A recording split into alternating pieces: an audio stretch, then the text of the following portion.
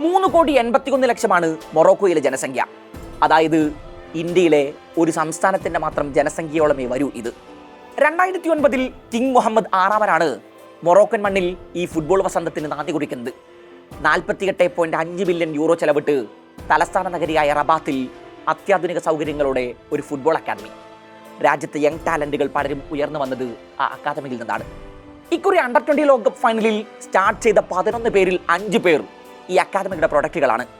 Qatar ലോകകപ്പിൽ സെമിയിലേക്ക് March ചെയ്ത ടീമിന്റെ അതിശയ കുതിപ്പിൽ പങ്കാളികളായ പല വൻ താരങ്ങളും ഈ അക്കാദമിയിലാണ് കളി പഠിച്ചത്.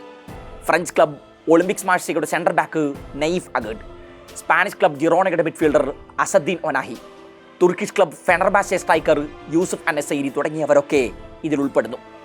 ബെൽജിയത്തിന്റെ തലസ്ഥാന നഗരിയായ ബ്രസൽസിന് തീപിടിച്ച ആ രാത്രി ഓർമ്മയുണ്ടോ? ഖത്തറിലെ അൽത്തുമാമ സ്റ്റേഡിയത്തിൽ വച്ചന്ന് ലോക 2ാം നമ്പറുകാരായ ബെൽജിയത്തെ മൊറോക്കോ കശക്കിയെറിഞ്ഞു. 2 തവണയാണ് അന്ന് കോർട്ടുവിയുടെ വല കുടുങ്ങിയത്. ബ്രസൽസിൽ കലാപസംഹാരമായിരുന്നു അന്തരീക്ഷം.